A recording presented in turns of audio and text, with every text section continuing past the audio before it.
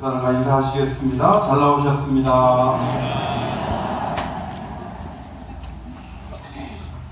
마태복음을 강의하면서 고민스러운 것은 나를 믿기만 하면 구원받는다 이런 말씀을 예수님께서 하셨을 텐데 그 부분은 거의 나타나지 않고 우리의 행함이 우리의 구원에 걸려있다는 메시지를 계속 반복해서 받을 때 우리가 그동안 강조해온 종교개혁자들의 그 강조점은 마태복음 어디에서 우리가 찾아야 될 것인가 이런 고민을 하게 됩니다.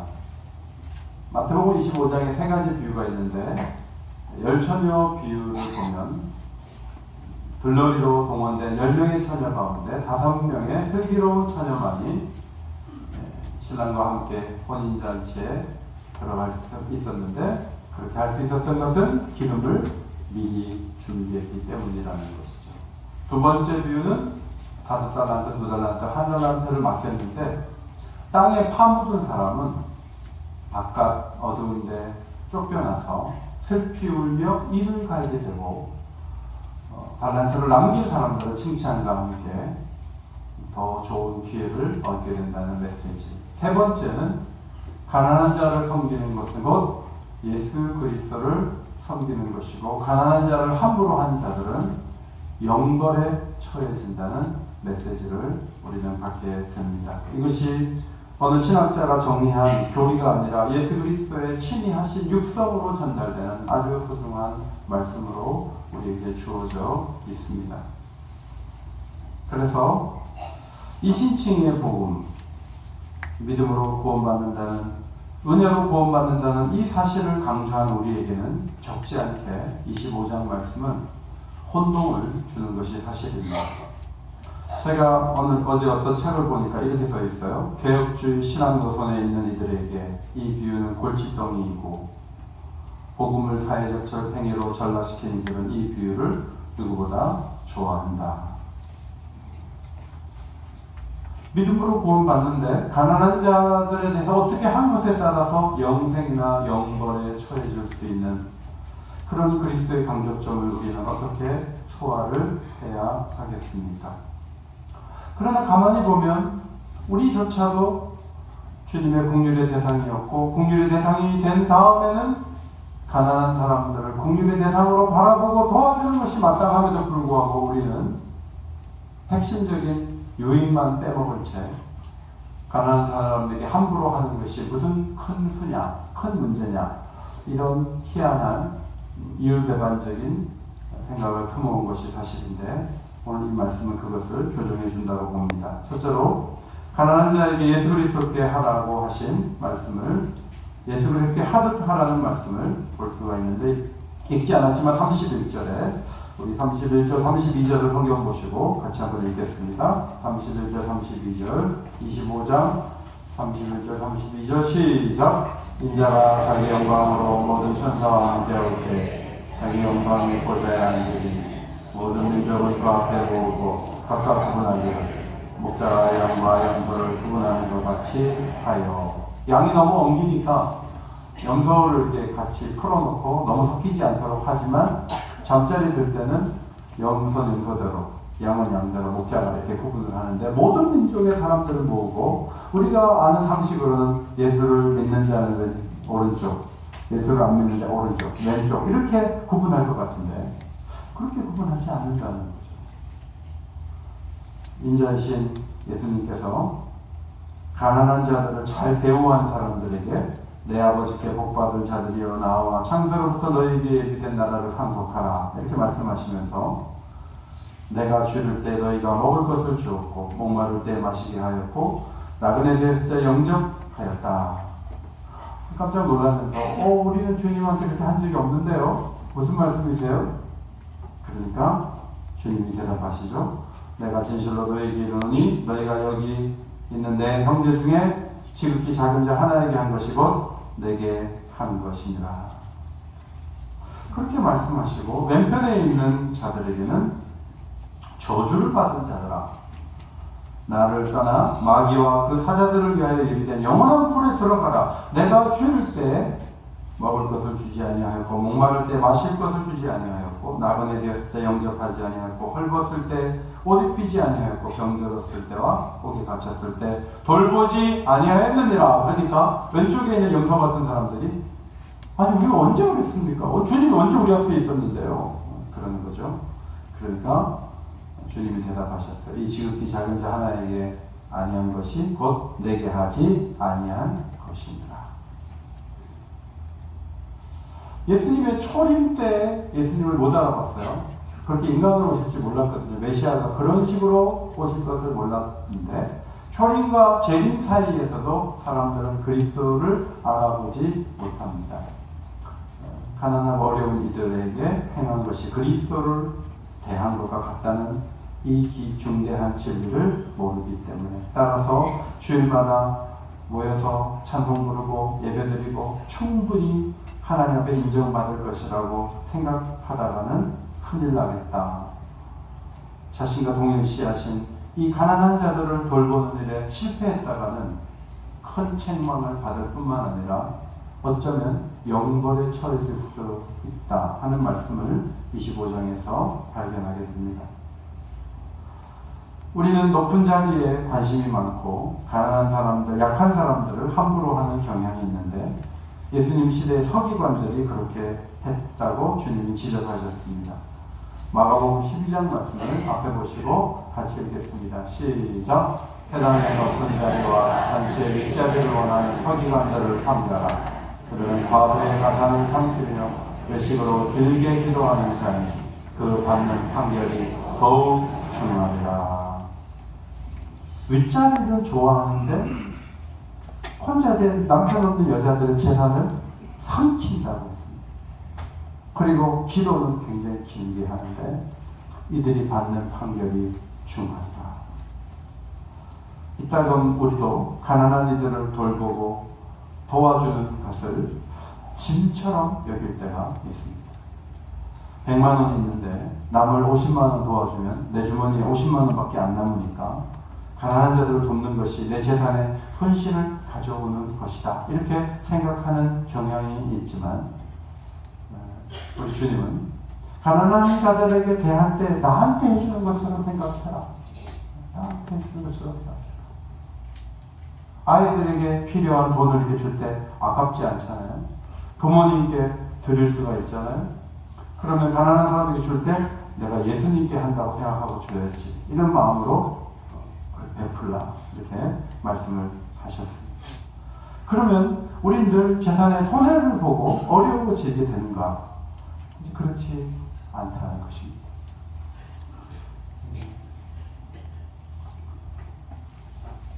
미국에도 쇼핑몰이 큰 것이 있어서 미국의 월마트 같은 마트들이 지금 장사가 안 되죠. 인터넷몰이 워낙 많은 사람들이 이용을 하니까. 근데 이제 중국에서 한 10몇 년 전에 알리바바를 창설한 마윈이라는 사람이 있는데 이 사람이 영어를 전공해서 영어 성경을 쭉 보니까 좋은 말이 너무 많거든요. 성경에 논리적이기도 하고 다 좋았대요. 근데 예수님 만난 건 아닌 것 같아요. 굉장히 좋았다고 그의 글에 쓰여 있어요. 근데 이분이 성경을 보다가 아주 독특한 경영 철학을 하나 얻게 된 것으로 보입니다. 마윈 내가 본 미래라는 책에 이런 글이 있어요.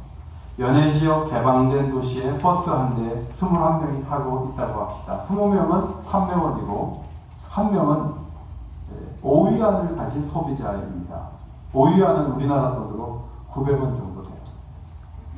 그러면 탁월한 이 판매원들이 그 900원을 먹으려고 서로 자기의 제품을 팔려고 노력하겠지만 좋은 기업가는 그 5위안을 어떻게 50위안을 갖도록 도와주고 그 중에 내가 2위안을 취할까 고민을 한다. 그것이 부자가 되는 가장 좋은 방식이다. 중국 사람들을 부유하게 만든 다음 그들의 콩고물을 얻는 것이 기업을 경영하는 자신이 부자가 되는 방법이다. 수억 명의 농민들이 모두 성공하기를 바라는데 그 성공을 도와주고 다 우리의 소비자로 만들어주면 그것이 최고가 아니겠는가. 30년 전 중국은 어디를 가도 가난해서 밥 먹었냐 하는 말이 모두의 인사말이었는데 지난 30년 동안 6억 6천만 명의 사람들이 그 찌든 가난에서 벗어나게 되었다는 것입니다. 이제 7천만 명을 빈곤 문제에서 벗어나게 하려는 중국 정부의 노력과 함께 자신이 세운 알리바바라는 이 기업은 세 가지 남을 돕는 데 관심을 갖는다. 첫 번째, 물고기를 직접 주는 빈곤 구제. 물고기를 잡는 법을 가르쳐주는 빈곤 해소. 그 다음 양식장까지 만들어주는 부자 되는 길을 열어주는 그런 세 번째 방식까지 그것을 위해서 우리 기업은 존재한다. 자, 여러분 가난한 사람들을 잘 살게 만들어서 소비자로 만들어 보겠다는 이 알리바바의 창설자 마윈의 이 전략이 얼마나 놀라웠는지 작년에 알리바바 이 기업의 매출액은 5,170억 달러. 하루에 매출만 28조. 아르헨티나 전체 국가 경제에 맞먹는 양의 엄청난 매출과 이윤을 얻게 되는데 매해 영업이익이 50%씩 계속 올라가는 거예요. 저는 크리스찬 가운데 이런 기업가가 나와야 되는데 예수님은 못 만나는데 성경에서 가난한 자들을 잘해주는 게 굉장히 중요하다는 아이디어를 가지고 기업을 해서 매마다 50% 이익을 더 남기는 그런 기업을 만든 사람이 불신자 가운데 나왔다는 것은 너무 우리에게 억울한 일이 아닌가 그런 생각을 했습니다. 하나님의 행복 방식은 죄인을 의인으로 만드는 일에 있어서 자신이 가난하게 되심으로 우리를 부하게 만드는 방식을 동원하시는 것이죠. 우리의 행복 방식 또한 가난한 자를 얕보는 대상이 아니라 그들을 회복시키고 그들을 도와주고 그들이 잘 살게 만들어주고 그렇게 함으로 우리가 부하게 되는 이 놀라운 마인의 발견, 이것이 그리스도인들 속에 살아 움직여야 되지 않을까 하는 생각을 하였습니다. 두 번째로, 섬기고 사랑하면 예비된 나라를 상속하지만 가난한 자들을 외면하면 영벌에 들어가리라. 이 말씀을 어떻게 소화해야 될까 하는 것입니다. 여러분, 다섯 처녀와 기름을 준비하지 않았더니 문이 닫혀요. 혼인잔치에 일주일 내내 못 들어가는 거예요. 한 달란트를 땅에 묻었는데 바깥 어두운데 쫓겨나요. 가난한 자에게 함부로 했더니 저주를 받으래요. 그리고 마귀와 그 사자들을 위하여 예비된 영원한 불에 들어가라. 영벌에 들어가라. 이게 상당히 은혜롭지 않은 말씀이다. 그런 생각이 들어요. 아니, 좀 늦었잖아요. 기름을 늦게 준비했으면 늦었지만 들어와라. 여러분, 우리가 예배 시간 11시 반인데 11시 35분에 들어오신 분 계속 못 들어오게 하고 저 밖에 세워놓으면 그렇게 은혜롭지 않은 교회를 어떻게 다니겠어요? 근데 오늘 문을 닫고 아예 못 들어오게 만드는 너무나 엄격한 가난한 자들에 대한 태도 때문에 영벌에 던져버리는 이 단호한 조치를 취하는 이 예수 그리스도의 메시지를 우리는 하나의 없는 것인데 있는 것처럼 경고하는 것으로 받아야 될 것인가 고민이 되는 거죠. 반면에 기름을 준비하고 신랑을 맞은 슬기로운 다섯 처녀는 혼인잔치에 들어가 즐거움을 누립니다. 주어진 달란트로 노력하여 이익을 남긴 5달란트, 2달란트 받은 자에게는 과분한 칭찬과 함께 많은 것을 맡게 되는 기회가 주어집니다. 지극히 작은 자 하나에게 잘 대우한 자들은 창세로부터 예비된 나라를 상속받게 되는 것입니다. 우리는 지나치게 하나님과의 관계를 한번 맺었습니까? 당신이 무슨 짓을 하든 그 다음은 상관이 없습니다. 구원파 같은 논리를 가지고 신앙생활을 하는 경우가 굉장히 많은데 그것은 잘못된 거예요. 오늘 주님은 행위 구원을 말하는 것은 아닙니다. 그러나 은혜로 구원을 받아서 행위나 노력에서 이 중요한 가르침을 기억하지 못한다면 영벌에 처해질 수 있다는 것을 마태복음 25장은 경고하고 있는데 그것은 제 얘기가 아니고 주님의 음성입니다. 우리는 지금 십자가의 도를 받아들이고 천국을 갈 것을 확신하면서도 한편으로는 비도덕적이고 게으르고 강한 자에게 약하고 약한 자에게 강한 태도를 보이는 수많은 그리스도인들로 인해서 혼동을 겪고 있습니다. 아니 저 사람들은 은혜로 구원받았는데 왜 구원받은 자답게 살지 않고 저렇게 못생기게 살아가지? 이런 질문을 우리가 하루에도 몇 번씩 던지게 되죠. 은혜로 구원받으면 그 은혜가 우리를 그리스도인다운 사람으로 만들어줄 것을 우리는 기대하는데 그 은혜를 받은 걸 가지고 오히려 사람들은 악용을 하고 나쁜 자리에 가서도 대담하고 그러면서 난 천국에 간다고 믿고 있고 희한한 부작용이 여기저기서 일어나고 있습니다. 이삿짐을 나가는 분에게 물었습니다. 이른 시간에 그 시급으로 오는 그 직원도 있고 5-6명이 하루 종일 그렇게 이삿짐을 날랐을 때 가장 따뜻하게 잘 대접해주는 분들은 누굽니까? 종교적으로 보면 누굽니까? 아주 고민하지 않고 이렇게 대답이 나왔습니다. 불교도들입니다. 절에 다니는 분들이 따뜻하게 잘해주십니다. 그러면 가장 인색하고 빡빡하신 분들이 누굽니까? 교회 달력이 걸려있는 집들입니다.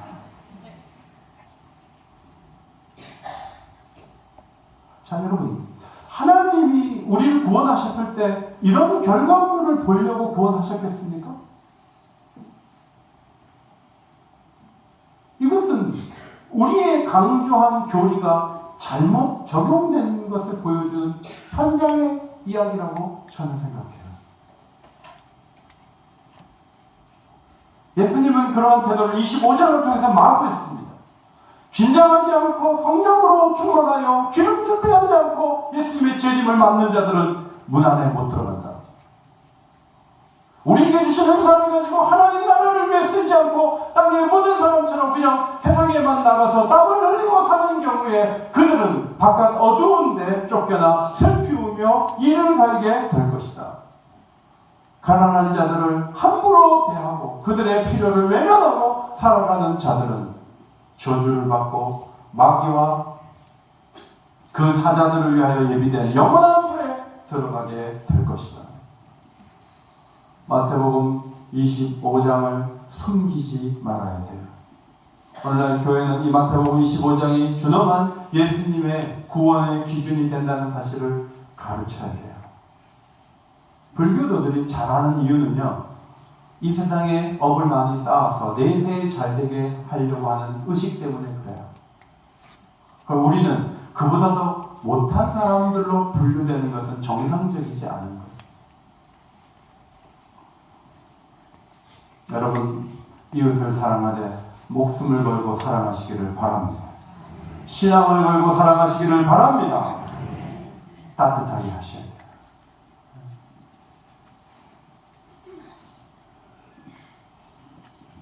알았듯이 훈련을 받는 아이가 하나 우리 집에 있어요. 이제 소위가 돼가지고 훈련을 받는데 음식물이 이제 취사병이 잘못해서 옷에 딱 튀었대요. 그랬더니 소위가 쌍욕을 막 하더래요. 그 사병복. 근데 그것이 윗선의 귀에 들어갔어요. 그래갖고 왕자단을 쳤다는 거죠. 그런 정신 자세로 자리에 들어가서 사병들을 대할 때 너희들이 어떤 장교가 되겠냐.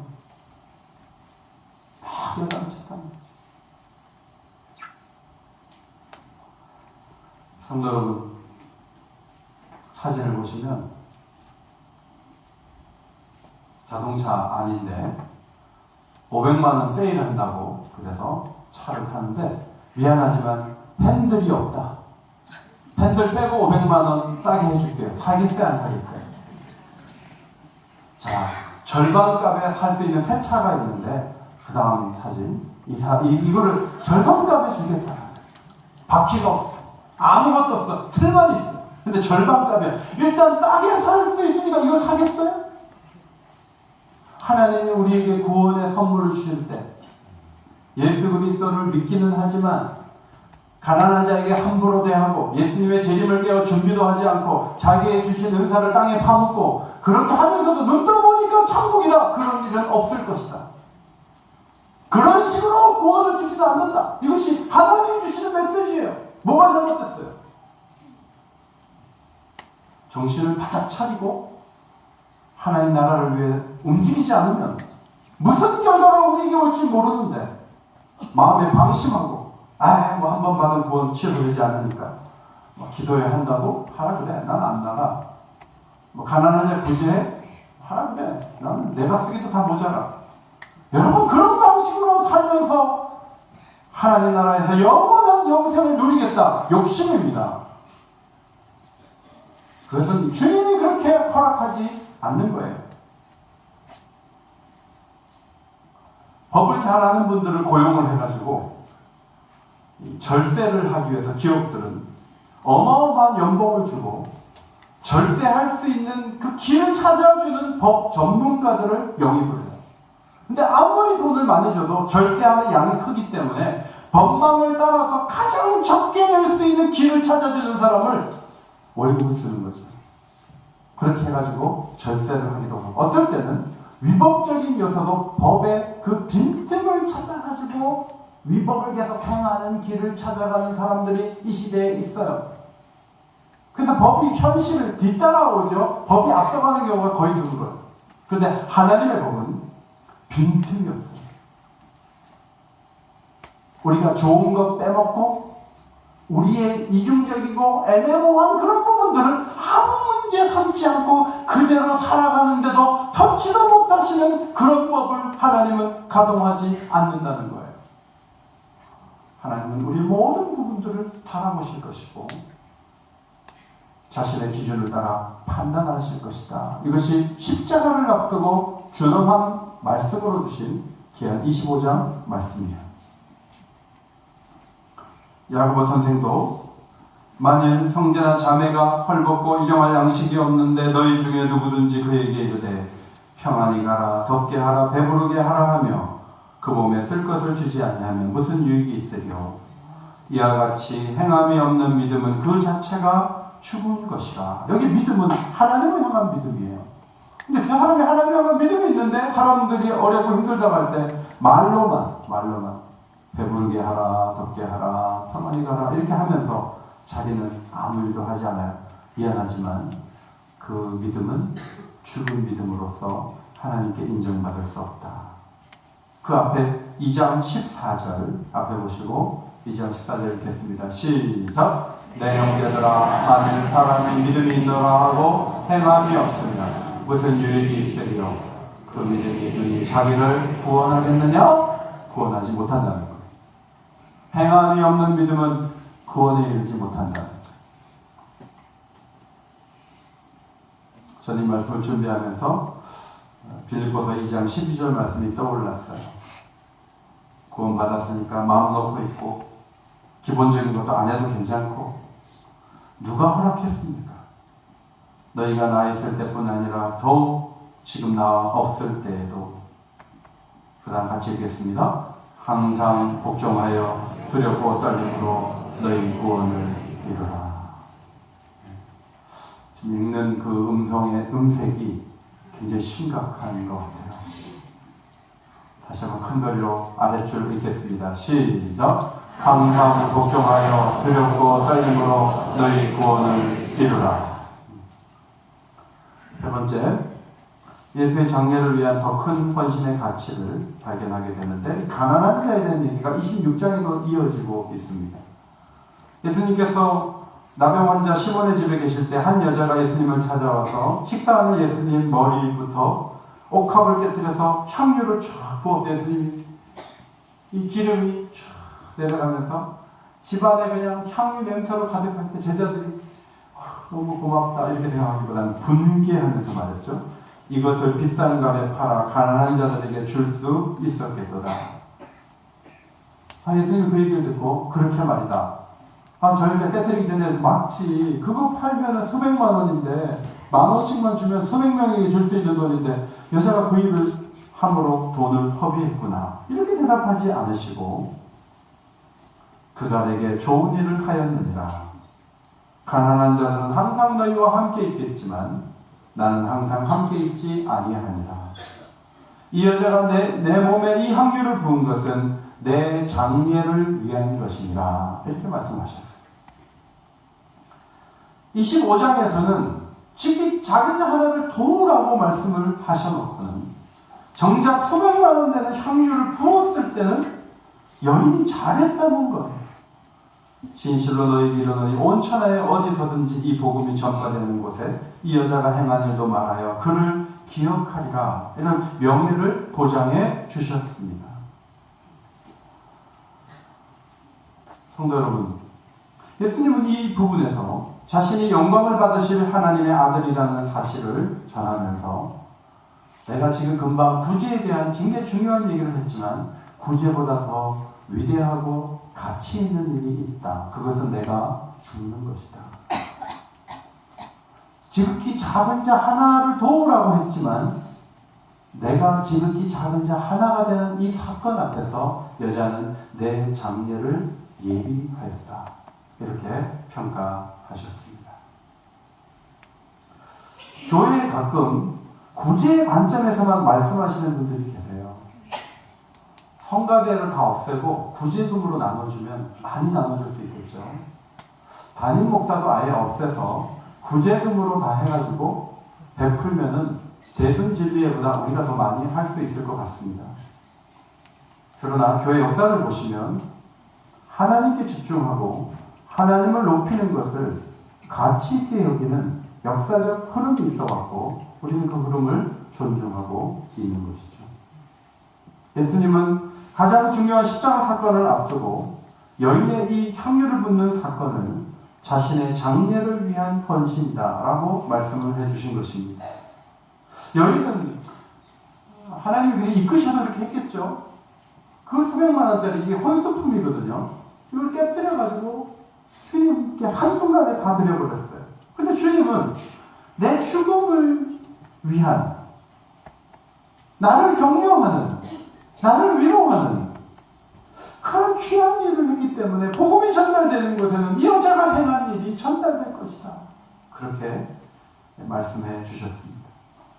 그러므로 우리는 두 가지 공식을 만들 수가 있는데 첫째로는 가난한 자들 이퀄 예수 그리스도. 그런 공식을 25장에서 봐요. 그러나 26장에 가면 가난한 자들보다 부동호가 나타나면서 예수 그리스도가 더 귀하다. 우선적이다. 자, 이것을 우리는 발견할 수가 있는 것이죠. 예수님이 왕이 될 때는 주변에 사람들이 많이 모이지만 죽는다 했을 때는 모두가 반대하고 손사래를 쳤습니다. 그런데 이 여자만이 예수님의 장례를 준비하는 특별한 의미 있는 헌신을 하였습니다. 주님의 길은 외로운 길이죠. 사람들이 이해하기 힘든 여정이었죠. 주님은 홀로 그 길을 걸어가면서 이 여인을 통해 한없는 위로와 사랑을 받았습니다. 지극히 작은 자 하나에게 잘해야 됩니다. 그런데 지극히 작은 자 하나가 되어서 십자가를 지시는 예수 그리스도의 그 위대함과 그분의 그 죽으심의 가치를 제대로 모르면 아무리 구제를 많이 한다 할지라도 그것이 전부가 아니고 그건 온전한 구원을 이룰 수 없다는 것이 성경 전체적인 가르침이에요. 십자가의 희생 없이 구원을 얻을 자가 없기 때문에 26장이 있는 거예요. 구제만 해갖고 영생을 누린다면 마태복음 25장에서 끝나겠죠. 그러나 복음서 전체적으로 마지막 한 주에 아주 심혈을 기울여서 이 지면을 할애를 하고 예수님 자신도 지금 구제를 강조하지만 십자가에 죽는 이 헌신과 사랑은 우리 모두를 구원하는 길이기 때문에 여기에 가치가 있음을 분명하게 말씀하는 것을 볼 수가 있습니다. 우리는 25장과 26장을 보면서 그럼 어떻게 하라고요? 25장 말씀대로 늘 가난한 자들을 주님 대하듯 열심히 섬겨야 됩니까? 아니면 26장처럼 주님께 드려야 됩니까? 제 고민을 우리가 하게 됩니다.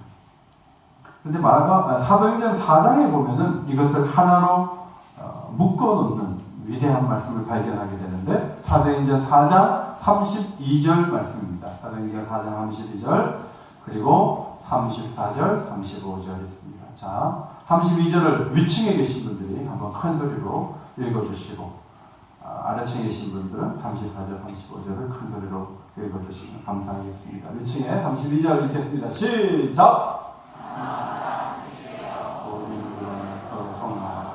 자기전을 소금하고 자기 것을 아멘과 하나도 없더라. 아래층에 있습니다. 그 중에 하나님 사람이 없으니 이는 밥과 진리이라는 그 한 것의 값을 가져다가 사도들의 발 앞에 있는 각 사람의 필요를 따라 나누어 주니라. 하나님께 드려야 됩니까? 구제해야 됩니까?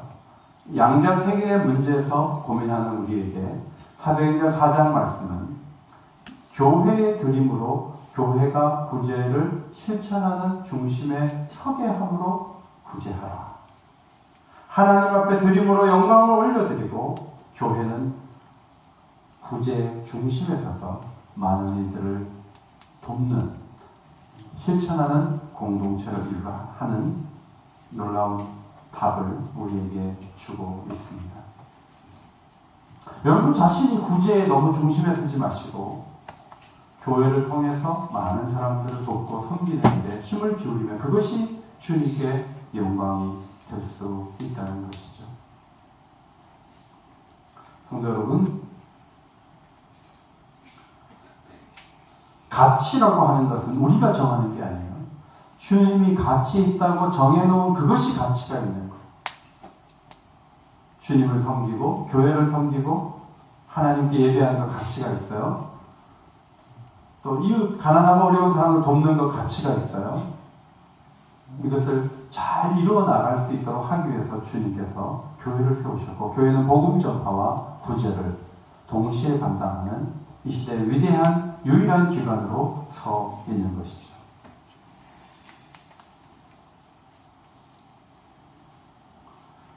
가난하고 어려운 이들을 고난주간에 환대하고 사랑하시기를 바랍니다.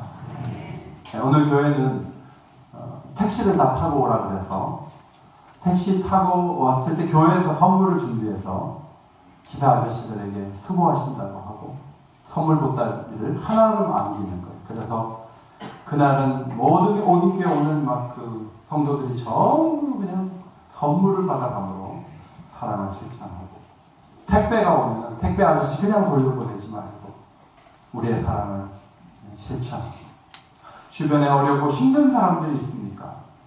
그들을 위로해 주시기를 바랍니다. 그들을 사랑하시기를 바랍니다. 그것이 이제 중요한 거예요. 제가 탁구를 칠 때 너무 못 친다고 저에게 계속 핀잔을 주고 제 마음을 불편하게 하는 분이 계십니다. 제가 보기엔 자기도 잘 치는 건 아니면서 저를 계속 이렇게 좀 제가 땀 흘린다고 야단치고 맨날 그래요. 그래서 제가 그분 때문에 기도를 더 많이 하고 탁구장에 가야 됩니다. 근데 그분이 갑자기 탁구를 잘 치고 가셨는데 아버지가 돌아가셔서 장례가 있다는 거예요.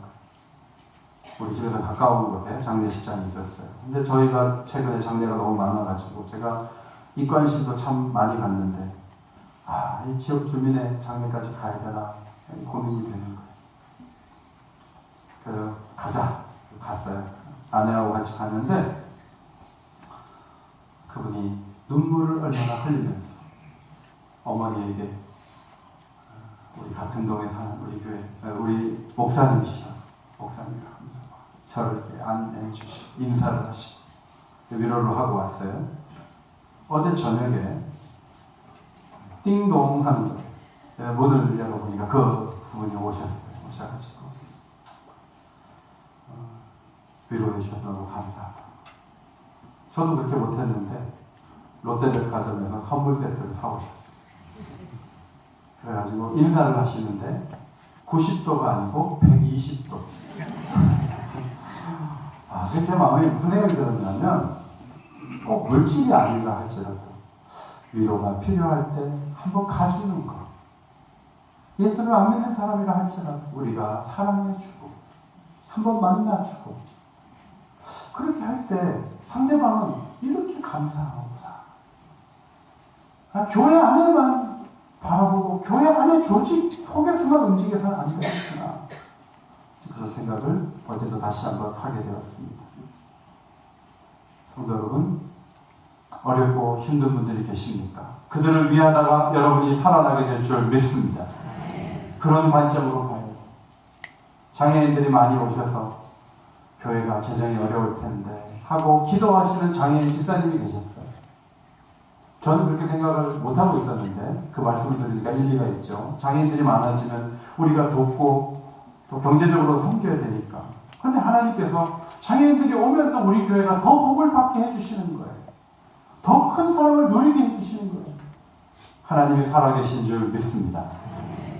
그런 귀한 믿음을 가지고 이 마지막 때 은혜의 길을 걸어갈 수 있는 성도들이 다 되시기를 주의 이름으로 축원합니다. 하나님 고맙습니다.